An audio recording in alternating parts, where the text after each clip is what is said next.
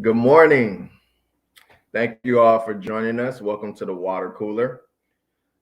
The Water Cooler, if you have never joined us before, is our opportunity to have a casual conversation around some great topics, usually around the racial and ethnic approaches to community health grant given to the YMCA of Coastal Georgia and Healthy Savannah. So, the grant or the REACH grant I actually serve on as the physical activity program manager. And today we're going to talk about some physical activity stuff. So I've got a great couple of guests here. Some of them you might know. Um, and we'll be talking about Tied to Town. So Tied to Town is that envisioned trail network we want to see built for Savannah.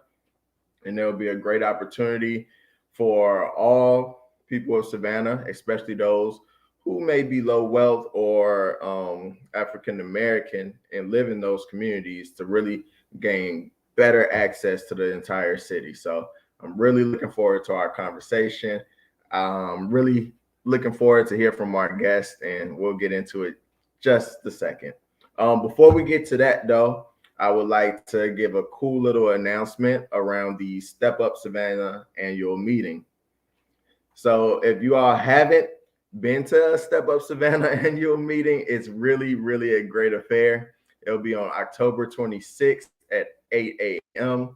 One cool thing about this annual meeting is we'll be given the opportunity to present on the Real Task Force. So the Real Task Force was the task force put together by Mayor Van Johnson and led by former Mayor Otis Johnson, in which we really look at some of the inequalities that exist throughout Savannah and come up with recommendations on how to address them. So it'll be stuff about health, economics, housing, environment, all of these things we've had groups working on for months now. And we're finally going to get presentations on some of our recommendations that we've given to the city. So that'll happen at the Step Up Savannah annual meeting. If you can be there, you definitely don't want to miss it. It'll be a great time.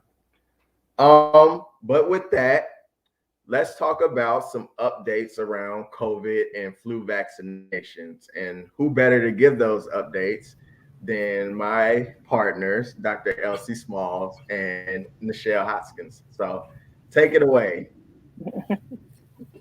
Good morning, Armand. Thank you so much. And I'm not finished with the Tied to Town yet. I have ridden my bike 40 miles, the longest 40 miles in my life on the C&O Canal outside Maryland. Well, actually, it was 80 because I had to come back. But I'm looking forward to the kind of loop that will take us around the city so I could, hop off and, maybe find a water fountain or a coffee shop. So I'm really looking forward to this. But that's awesome. That being said, flu season is upon us. And it is time to get that flu vaccine. I just find out my mom hasn't had the flu vaccine ever. So you have to rectify that. But and of course, COVID is still with us. The fortunate thing is that the transmission index is going down, but and it's gone down considerably since July. Hopefully that'll continue. But I want to talk about, and I'm hoping, and Dr. Smalls and I want to talk about the events that are going on. And the events are called Hallelujah Fest. And would you like to say a little bit more about that, Dr. Smalls? Thanks, Nichelle, and thanks, Armand, for hosting us this morning. I'm like Nichelle. I'm still trying to get updated on Tied to Town, but it sounds like a really exciting thing that's happening in our city. So we look forward to hearing more about that as we go into the show and over the next few months. But as Nichelle mentioned, the COVID flu team that we're working to make the city and help the city to move toward increasing vaccination rate. And that Hallelujah Fest is, we are really excited about what has happened and what will be happening over the next few months.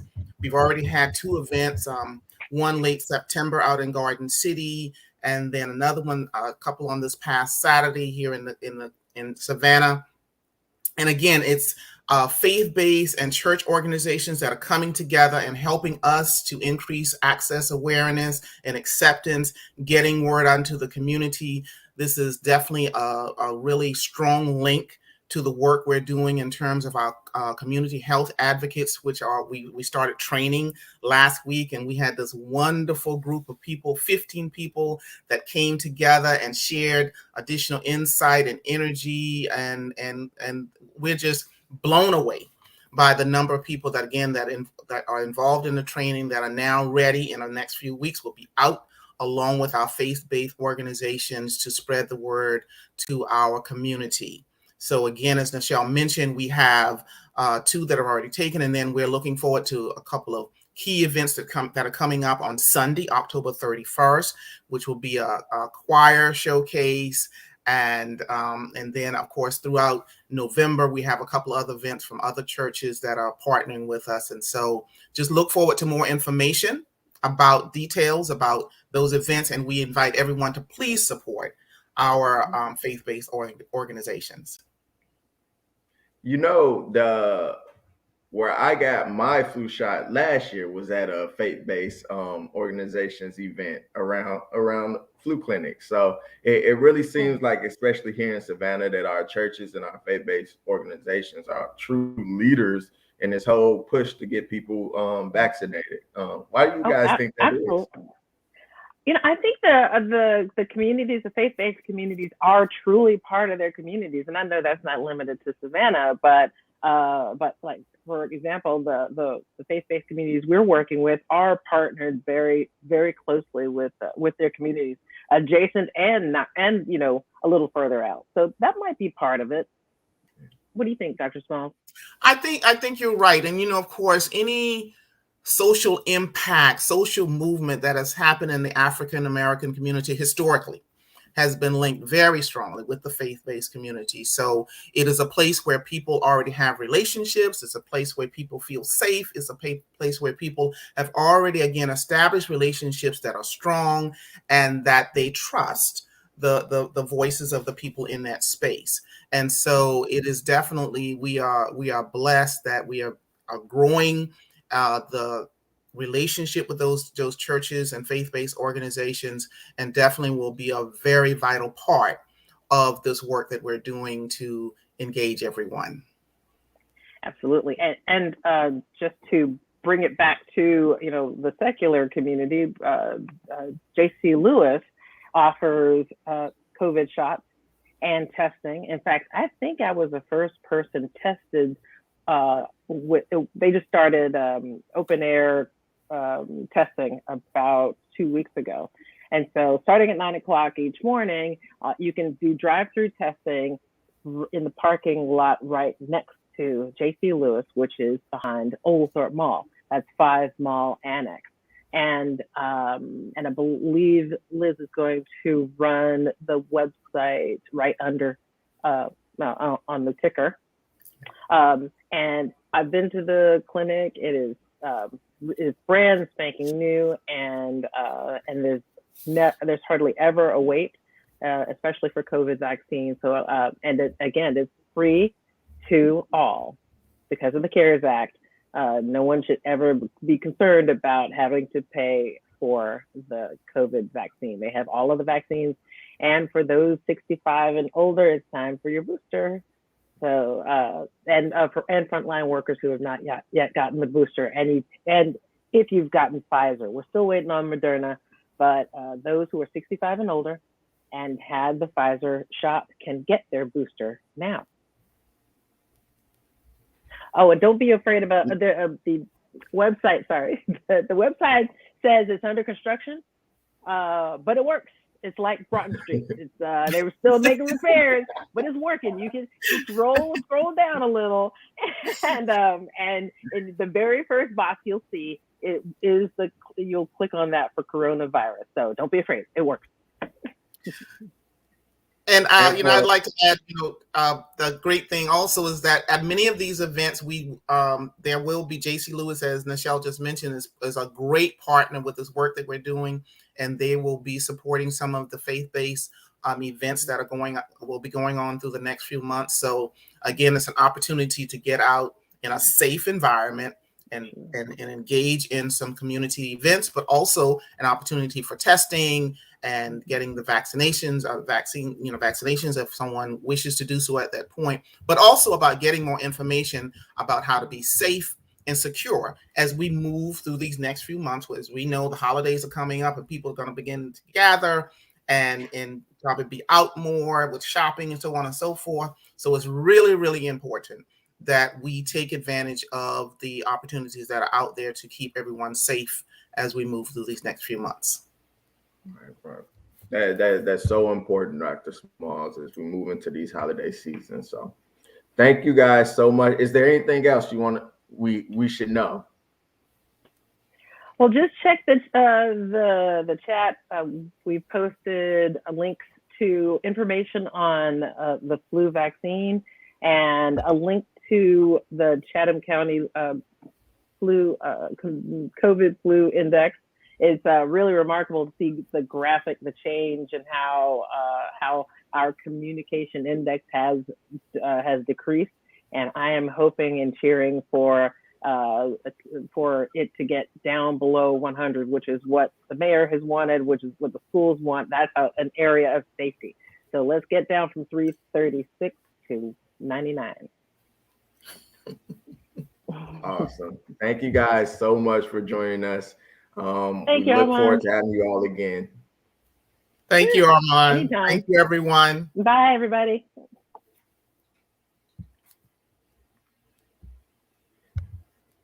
So awesome to hear from Dr. Smalls and Nichelle. So now we'll move on to our main event, which is our discussion of Tide to Town. While we're talking about that, we can take a look at this rendering that our Tide to Town board worked really hard on getting put together, just to give people the impression of what Tide to Town can look like once it's completed, and how it can connect people to all of the things that we want and we enjoy and we need right here, surrounded by the beautiful scenery. So that's what Tide to Town can look like. Today I have with me two individuals who know a good deal about Tide to Town. I have Kira Fields and Alderman Nick Palumbo. So I'll let you guys introduce yourselves. Kira, you can go first, and then we'll let Nick introduce himself. Good morning, everyone. I am Kira Fields. I am an analyst for the city of Savannah, and I am also a Tide to Town board member. Thank you for joining us, Kira. Thank you. And good morning, everybody. Armand, it is an honor to be here with you. And Kira, I'm Alderman Nick Palumbo. I represent the 4th District here in the city of Savannah. And we are the proud benefactor of having at least the first portion of Tide to Town, maybe the first 2 portions of Tide to Town complete in this concept, and be able to enjoy this. And I was also the Active People Healthy Nation champion. Say that 3 times fast for the CDC.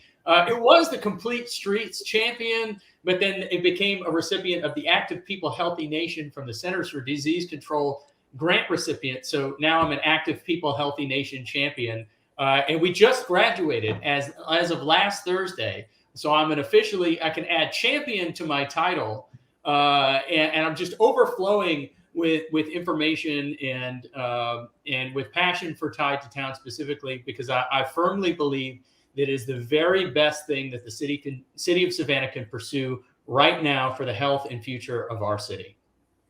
Congratulations on that, Nick. That's awesome. So to sort of kick off our discussion, I think what would be a cool thing is for each of you all to describe what Tide to Town is. So when you're talking to your friends or people from out of town and they ask you, what do you do? What type of stuff do you work on? You tell them about Tide to Town. How do you explain it to them? Kira, how do you explain what is Tide to Town? Well, when I talked to my friend about it, I explained it to her as a trail. It's a trail where we can walk, we can get to different points throughout the city once it is completed. And it's a way to connect the different neighborhoods in Savannah. Me growing up on the west side, my friend grew up on the east side. I know people on the south side. So this trail to us is a way for all of us to come together, connect and travel, see scenery, exercise, get to different recreational facilities and locations throughout the city without necessarily having to take public transportation or drive or anything like that. We can walk, we can bike, we can skate, and get around the city. Mm-hmm. And, you know, coming up myself, we never had anything like that where I was from. I'm from Gary, Indiana, so a lot different from Savannah, Georgia. But we still had that lack of access. And just like you said, connecting the east side to the west side, all of that, such an important part of what Tied to Town can be. What about you, Nick? Yeah, I agree with Kira. It's all about the connections. You know, I call Tied to Town a silo buster because we're a city of 150,000 people, which is about one Manhattan-sized neighborhood total. But it feels like this enormous place where things are so very far away, but you can drive just about anywhere in about, 15 to 30 minutes. But you could bike anywhere in Savannah with about 5 to 10 if the connections are there. Unfortunately, a lot of the roads that we have are just hostile to anybody except for those that are in a car. If you try to travel south of Duran, especially if you try to get to the south side, it's really tough and cars will run you off the road. And that's happened to me personally.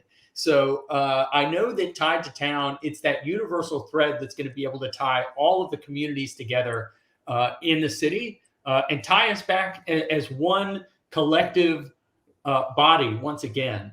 It would be really exciting to see and utilize some of the infrastructure that we already have, which is our canal system, our public rights of way, and a really innovative design. A credit to the Tied to Town board for their placement and where it's going to go into the future that accesses places that the city already has access to, which is our canal network, and it makes it more cost effective to be able to implement. And I hope that we can do it quickly and as quick as possible. Yeah. I think we're off to a great start. Speaking of that Tied to Town board, both myself and Kira sit on the Friends of Tied to Town board. So, Kira, how did you get involved with the board? What was that sort of journey like, and how has been your experience thus far? When I first got introduced to the board, I was new to the position that I'm in now as far as within the city. And one of the things that I do here as an analyst is I study different mobility, parking connectivities throughout cities. And so our director, Sean Brandon, he said, hey, there's a board coming up. It's being established. And I think it would be a good idea for you to just sit in on the meetings and listen to see what they have to say. And then the opportunity after sitting in on the meeting was presented for me to join the board. And I was like, yeah, of course I want to join. This is interesting. This is new. And it was such a huge project. So I was like, oh, this is going to be nice. How is this going to go? You know? And it started off as a wish or a dream of someone's. And then it just turned into this big thing. I think I came on 2018 is when I started. So just the startup and the board members seeing their passion for what we were doing and the way that they all came together from so many different groups and organizations for this one common goal. I thought it was amazing. So I've been on there since and I'm enjoying the ride. Can't wait to see where it goes. It's amazing. Why don't we show a map of the Tied to Town trail so our viewers can have some sort of idea of what we're talking about? There it is. So as you can see, it sort of connects every single automatic district within the city of Savannah, all the way from the downtown area to the far south side, touching both West and East Savannah, and going through, or at least next to, most of our major parks. So that's so awesome. Yeah. So how I got involved with the Tied to Town board was actually through my boss, Paula Chrysler. And so she encouraged me to start sitting in first on the Friends of Tied to Town meeting because I was working with the REACH grant. And eventually I was asked to become a board member as well, which I was super excited about. And ever since then, it's been a great experience for me as well. So working with REACH and how they sort of tie into what Tied to Town does is all around active transportation and providing a means to get from point A to point B for those who may be low wealth, especially our African American population. And so, Nick, you kind of spoke to it during your introduction, how a lot of our infrastructure, just not in Savannah, but throughout all of America, is really car centric. And for us, it's kind of hard to not imagine not having a car. But there's a large population within our country and within our city who doesn't have that. And really having a car is a huge privilege. And so when we're talking about working with our low wealth population, it's important that we allow them to have the same type of connections that we would have, even if they don't have a car. A lot of people within Savannah are already walking and biking to get to where they go. And we encourage them to do that, especially because we know the health benefits of it. But we also want to make it safe for them. And I think that's what Tied to Town really can provide, that safe sort of option for those who need it to get to church or get to school or get to work and so forth. So Nick, I'll ask you, how does Tied to Town sort of serve our city's transportation needs? Well, there's so many great things about it. That's a great question.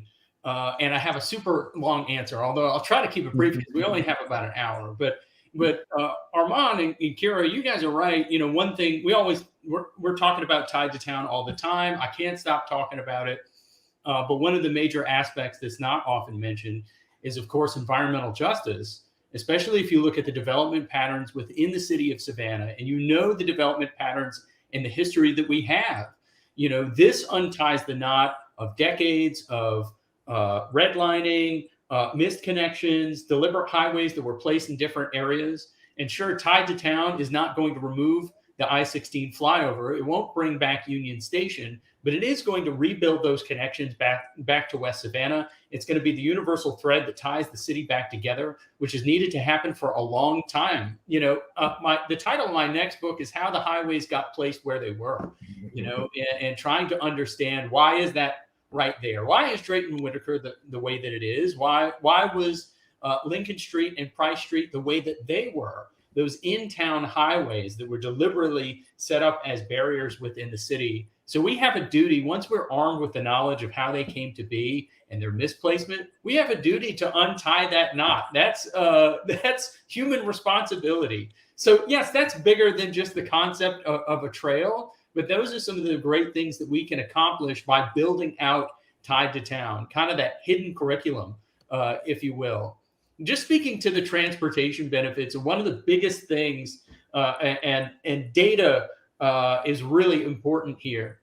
It's not just about community health, it's community wealth. Through the Active People Healthy Nation, they had a contractor that put together something called the Housing and Transportation Cost Index. Whew! Okay, that's a mouthful. Long story short, the further away that you live from the city, you think that it's less expensive, but it's actually costing you more. The further away that you live from the city center, the more that you're paying on average for housing and transportation over the long run. And that seems totally counterintuitive because we know how expensive housing is downtown.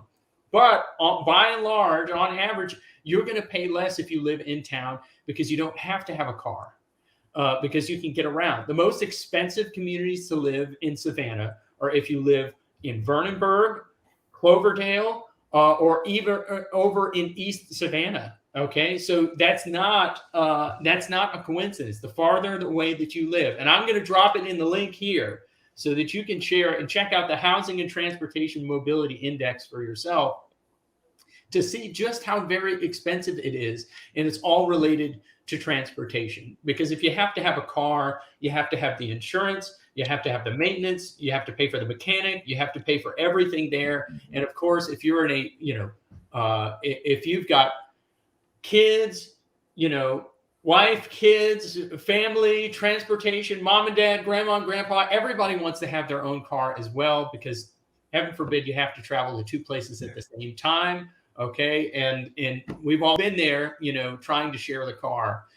So hold on, I'm going to drop this into the private chat so you can share, and I'll put it in the link as well to check out this transportation index. And please, if you're watching right now, check this out in your community and see how much you're paying on average for transportation. I think it'll shock you. that data piece is so important, Nick. We're constantly talking. A lot of the stuff that we'll notice it and we'll know it to be true, but don't necessarily have that data to back it up. So we can know it feels like I'm paying so much. It's almost as much as I'm paying for house. We can know all this stuff, but having that data to sort of back it up is a huge bonus. And it kind of reminds me of one of the surveys that the Friends of Tied to Town and Healthy Savannah did, where we were looking at who was using the Truman Trail. Because anybody who's been to Lake Mayer kind of knows, like, hey, there's just as many Black people out here as there is every other race, you know. But a leading sort of idea is that a lot of African Americans, especially in Savannah, don't really use some of the trail options that we have. And so what we did was we went out, we actually surveyed and we did pedestrian counts of who was using the Truman Trail. And we got some really nice results. I think we have the graphs to really show it. But what we found was I think it was about 48% of trail users during this survey period that was over the course of about 3 months in the fall of last year. About 48% or so of the trail users were African American. Mm-hmm. And so it kind of really just proved the point that if this type of infrastructure exists and is provided for us and is easily accessible, then every race or every mode of transportation will take advantage of it, as long as they have access to it. Right. And that was it was 43%. Compared to 49% white and then 8% for Hispanic and others. So that was just a great bit of data that we were able to collect that really sort of proves our point, I think, that these trails and these infrastructures for everybody. Everybody can use it. Everybody can benefit from it, both from the transportation piece as well as the health piece. Mm-hmm. Kira. Yes. What has been your experience with coming up with the different data? I know you're an analyst for the city. What has been your experience with gathering data and sort of using it to help people a little more, especially around trails and walking and biking and transportation? Well, like you said before, in the information that Alderman Palumbo provided, a lot of us, we like to see the proof before we just take anything for what someone says as face value. So for me, being an analyst, there's a lot of research that goes into the trails and the environment and the people we serve and the things that we do for them. So when I do my research, I look into other cities to see what other cities are doing. I see what works for them and what doesn't work for them. And so to be able to put all of that information together when I'm doing work here, it's to say, okay, we're on the right track. Like, this is what we need for the city. This is how it's going to help. The communities, they'll benefit from this. It's not something that's going to hurt the population or the environment. There's no gentrification going on. Like, we're really trying to help our citizens to become better and healthier and be able to get to where they need to get to with the data to back it up, to show, hey, this is what this can be if you just give it a chance. Man, just talking about all this and knowing how we can work with communities and help serve them really just gets me excited. We've had some progress. So of course we have the Truman Linear Park Trail, and that's going from Lake Mayer to Jenkins High School. But just recently, we've also made some great progress on the Police Memorial Trail, which is, of course, right outside of Daffin Park. And once completed, will be a part of that big Truman Linear Park Trail. So I want to see if I think we got a lot of cool, very new pictures of the Police Memorial Trail that we can bring up. And Nick, I'd like to hear your thoughts on where we've gotten to and the journey we've taken to get to this point with the Police Memorial Trail. Well, really a credit to you, Armand, and Kayla and John. I don't know if you know this or if we've shared this before, but I give Armand the credit for the restoration of Police Memorial Trail, because one Saturday morning we went out with our just passed city manager, Michael Brown, and showed him the trail. and the section that had been completed, which is south of this one. And it was the very following meeting at the Savannah City Council that this funding to restore the police memorial trail appeared. I don't think that's a coincidence. So you should really pat yourselves on the back. We still need to secure the funding to complete the portion that's in between the two and link them together, which is engineered and shovel ready. And we're working on that as well at the city. But it was the very next meeting, this trail had fallen into disrepair after Hurricane Matthew. And it was an old asphalt trail. And, the city of Savannah really wanted to show its stuff. The county had built out Truman Linear Park Trail Phase 1. And we really wanted to show that we could do it as well and build it even better. So our trail, the city's portion of the trail, the Police Memorial Trail, has, I call it like going through, if you're a Star Wars fan, the Forest of Endor, that you're literally biking right through and you're walking right through the forest. So trees come right up to the trail itself, which there are a lot of historic trees that were there, and folks had very kindly placed signs on them, encouraging us not to tear them down and to take them down. And gladly we didn't. But we just finished this. I believe we opened it last week. Mm-hmm. So this is brand new. This is brand new pavement. And it's wonderful to see these photos. We improved the drainage. We built them out with concrete this time to the standards of the Truman Linear Park Trail. And we cleared out some of the brush on the sides too, which really gives you an enhanced walking and biking pedestrian experience. You might even catch a turtle or two while you're out on the trail. That's awesome. That's awesome. To everyone listening and watching, if you haven't checked out the Police Memorial Trail, you really do have to. It just like Nick says, like going through the Forest of Endor. It's like being in Jurassic Park. It really is just a very scenic and beautiful walk or route for you to ride your bike or skate. All of that. Just check it out. Kira, have you been out to the trail recently or seen any of the updates? I have not been for the last recent walk that was done, but I've been, and it's a really nice trail. I think it's beautiful. And it was closed for so many years, and I think people wanted it so bad that people were still going out there trying to check out the trail. So to know that it's been sort of refurbished and it's a lot safer for people to use, since we know they want to be out there anyway. I think it's great that we've been able to do that, and so many people put in a lot of work and a lot of hours. And shout out to the construction company that I think doesn't always get the credit they deserve for doing this stuff. We always talk about the people who pulled it together, but the people who really put it down, we can't thank them enough for their hard work. And I'm just excited. Hopefully we'll have a official ribbon cutting date that we can start publicizing. And once it does come, be sure to check out tiedtotown.org or check us out on Facebook. And I'm sure we'll be promoting that event and that date so everyone can get out there and see it for themselves.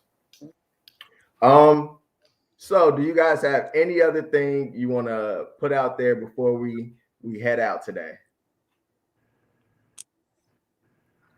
Well, you go ahead. I've always got more. So go ahead. Well, I just want to say thank you for inviting me on to be on the water cooler. This was new. This was fun. But I'm also excited for Tied to Town and where it's going and the opportunities that it's going to present for the city and the residents and even the visitors. I remember when we did one of our surveys, some people, they were out of town guests and they just happened to see the trail as they were looking for somewhere to walk and run. And they were so excited. So I think that it's a great opportunity for everyone. And yeah, I think that's it. Looking forward. Thank you so much, Kier. Armando, I look forward to the next phase of the project. We've got, Police Memorial Trail, Truman Linear Park Trail Phase 2B, which thank goodness for the name Tied to Town. That is so much easier to say than Police Memorial Trail or Truman Linear Park Trail Phase 2B or A or whatever it may be. and I've been a big proponent for advocating for ARPA funds to be utilized, which is a perfect ARPA project to utilize federal funds to complete that portion of the trail, to connect those two together. And then it's really important for our city that we find a way to develop the concept even further and work community through community and get those engineering plans down for the entire trail. So when the next phase of funding becomes available, we're shovel ready yet again. It's time to leap forward beyond just this stretch that was developed, I don't know, maybe 10, 20 years ago was the first, when this concept was born. It's time to take it to the next level and expand it citywide to show, we've talked about the benefits, how this is going to improve our communities, how it's going to boost the value of your pocketbook by, 24%. Does anybody out there want a 24% raise off of that? Like, I'll take that. So that's the kind of benefit that you get just from your pocketbook. You get the increased benefit of getting in better shape, which is awesome. Better mental health and resiliency, and you get to enjoy new places and this wonderful place that we call home. The first thing that people say when I take them out to the trail, they always say the same thing. I've never been here before, and wow, this place is so beautiful. And you can just tell, like, when is the last time that any of us have gone and explored a new place here in our beautiful city, this infrastructure that we have. So I really can't wait to extend that. This is a portion of the trail that connects to Lake Mare, which is awesome. And I had never seen that there's race car tracks down there, like professional, racing. I just never knew that this existed. I got chased off by geese. So, that I'd never experienced this before. Can you imagine in the very near future when you're going to be able to go to Savannah State football game, right? And you're not going to have to drive there. When you're going to be able to go on a date downtown. And this is all speaking from very personal experience. Like, these are things that I plan to do. So to be able to go downtown without having to drive and seek out parking, I will have to seek out bicycle parking, or maybe even just walk there because it's really not that far. Or maybe I can go over and see my alma mater on the Armstrong campus. Maybe pick up some extra credit and audit a class. I don't know. Able to do that without having to struggle through traffic and the smog and the pollution and the pollutants and fight for, and have to maintain the car, and be able to do that and explore new places. And one day, the dream is really to be able to traverse the entire city in one loop, and looking forward to having those rides with you two, that we can do it together. Hopefully sooner rather than later, and we'll be able to travel the entire thing and get back to the place that we started from without having to double back on the same, pavement that we've crossed before. I can just imagine us coming back here a year from now, 2 years from now, to have a renewed discussion around Tied to Town, and just to see how far we've come in just that year or 2 years. So it's going to be awesome. Yeah. Before we go, I do have two other things I wanted to point out. Number one, I want to shout out George Seaborough, who wanted to join us this morning, but unfortunately had some audio and video problems. And so hopefully we can get him on a later show and hear from him, because he always has some great things to add to any discussion, especially around active transportation and being a proponent for Tied to Town. The other thing is, I see someone in the chat was asking how can they sort of help Tied to Town and help us push this along. And I would say definitely check out our website, tiedtotown.org, and you'll see a place where you can sort of donate towards our cause. But also just watch our Facebook page, because we're also looking for volunteers. We're constantly doing trail cleanups. We're constantly doing different events with other organizations to really push increasing and improving active routes throughout Savannah. So just look for those volunteer opportunities, and we'd love to have you guys on and helping us push Tied to Town along. So with that, I think we can sign off. I want to thank Kira Fields and Nick Palumbo once again for joining us. You guys have been awesome.